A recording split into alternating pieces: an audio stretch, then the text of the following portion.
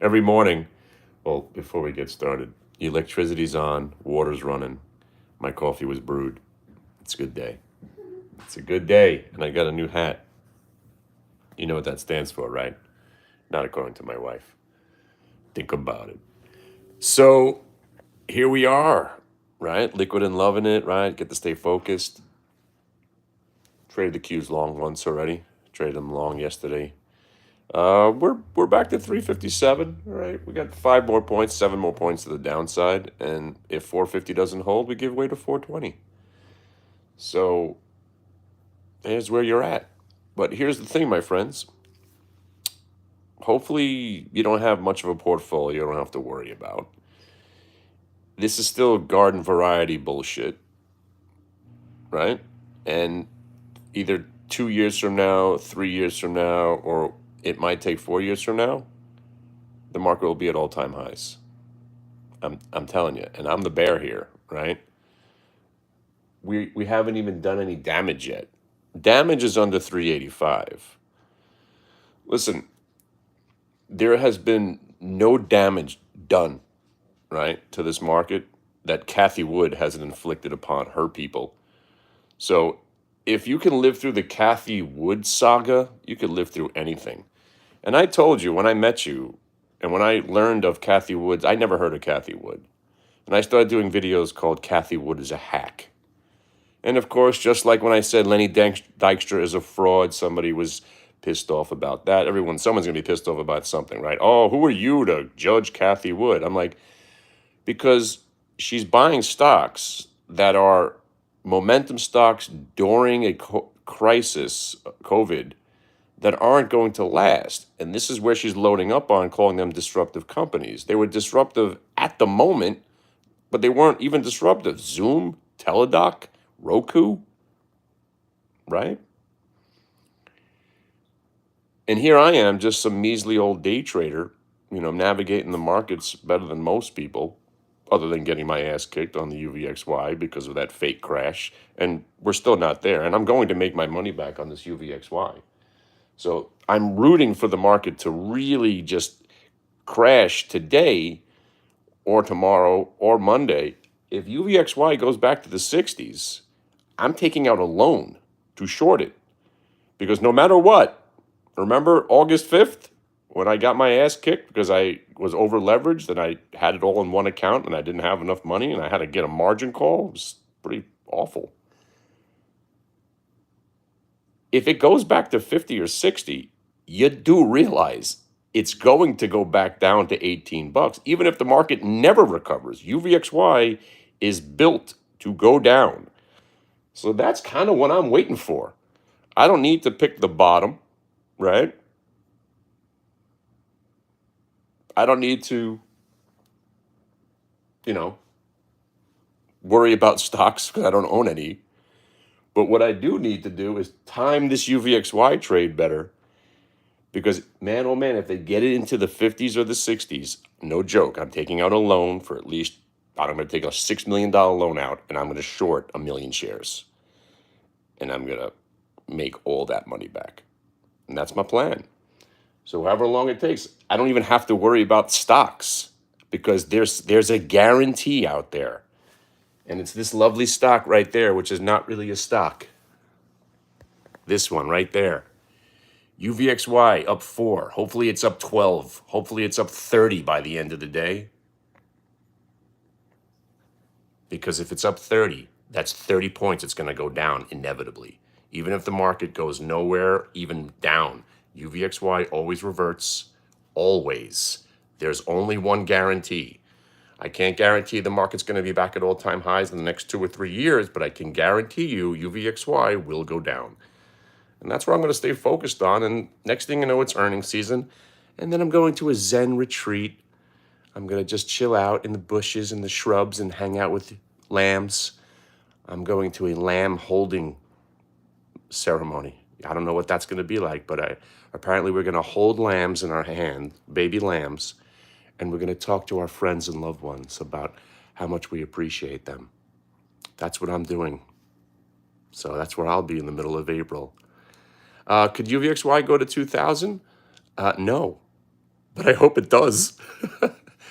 I hope it goes to 60. Let it go to 60. Do something. I want to see it go up 100% from here, because then it'll be awesome. So yeah, I'm going. So my plan is I'm going to try to make some money. I'm not even concerned about today, because I'm looking forward to crushing UVXY. So yeah. Oh, I already told my friends. I was like, when they give me that lamb, I'm going to start running like I'm Clarice, and I want you to chase me like you're Hannibal Lecter. Yeah.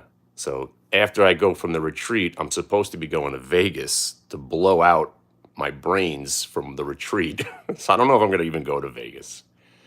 I might just not go to Vegas. Maybe I shouldn't go to Vegas, because I was going to go to Vegas for 2 shows at the Sphere and 1 night of clubbing. I think I left that in Miami. I'm very torn right now, because I want to go party like it's, Jim Morrison. Let's get our kicks before the shit house goes up in flames. But I'm 53. I still think I'm a child, and it's not healthy. And but I do feel pretty healthy. Stop drinking and smoking for just a couple of weeks, and you feel the difference. I've been rocking for quite some time, and I survived. So I don't know. And then we got earnings season. I got to stay healthy. I got 2 kids in college now. My kid's graduating. I think it's time to leave my dancing shoes just for weddings again. You got to see me at a wedding.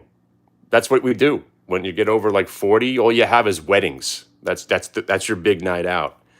You should have seen my birthday party. My 50th birthday party was a freaking trip, because we were just coming out of COVID and everybody was just looking for a reason to party. I mean, people were puking in the bathroom at my 50th birthday party like it was a frat party. It was nuts. We were going crazy. Yeah. One of my buddies' wife was just tripping out on like edible. I mean, it was just crazy. It was like a frat party. It really was. So yeah, we're getting too old for this shit. But I played 3 hours of pickleball the other day, and I felt pretty good afterwards. So maybe the drinking and no smoking is working. All right, let's get back to the market. I'm gonna sit back and listen. That Newsmax IPO and all these IPOs. I mean, oh baby, we have hit peak retard with WTF coming out. I got banned from TikTok for saying peak retard. I was trying to figure out why that video got taken down. I said retard like 5 times. Really, TikTok? Really? I was calling myself a retard for selling it. And then I was like, we are at peak retard now because of these. We had like 5 IPOs come out and they all were just rocking.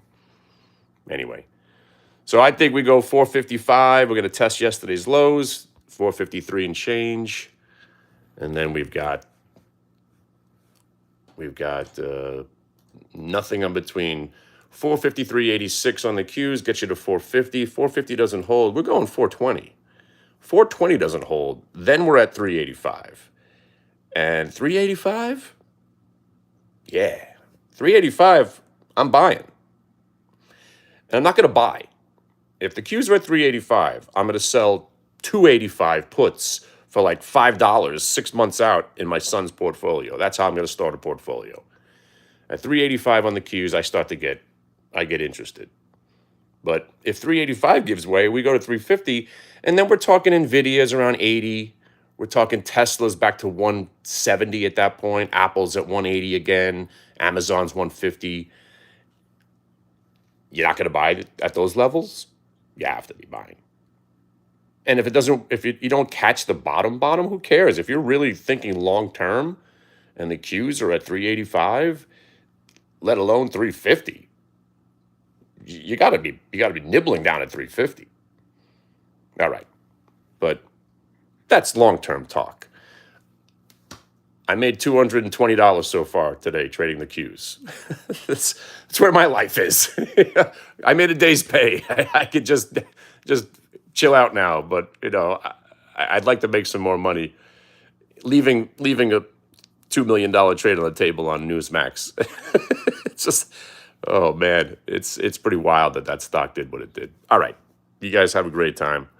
I'll see you in the room. If you want to hang out tonight, I'll probably be around tonight. Just call me, email me, get in touch with me. It's free. And if you're out there looking for that Glix Pix thing, we built it. Now we just got to figure out how to get the information to people in a timely manner. Because the last thing I want to do is have another Jimmy episode. Jimmy, you still out there? Jimmy gets an alert. I say, I like the stock here at 20. It's probably going to 22.50. It goes to 22.50. And then I say, hey, if it breaks 22.50, it might go to 30. And then I tell Jimmy, hey, you know the Jimmy story. Hey, Jimmy, I think the stock's going to 0 now. But you said it was going to 30. Yeah, I know. That was 5 days ago. Now I think it's going to 0. Doesn't that change your attitude? No, you said it was going to 30. I don't want to have that in my life ever again. But we're at lows of the day. Be careful, my friends. We're just giving way. There probably will be selling at the open. Because remember, a lot of people aren't savvy enough to know that the market's even open 24 hours. There's not a lot of hedging. The sheep are going to get crushed again. The sheep are the last ones out, right? They're selling right now.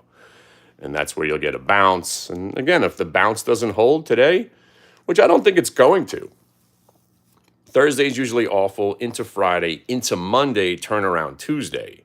So if it plays out the way it normally does, today's a bloodbath, tomorrow gets nastier. We open up down on Monday, scare the shit out of people, try to put up a fight like we did this Monday. We did put up a fight. But then turnaround is usually on Tuesday. But if that's how it plays out, we're talking 385 on the Qs by Tuesday morning. So, woo! Hey, listen, it is what it is. And I'm just appreciative that we all got to spend it together. We'll get through this also, right?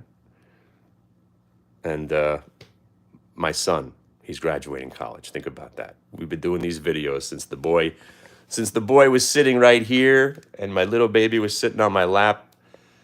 And here we are. He's graduating college in a month from today.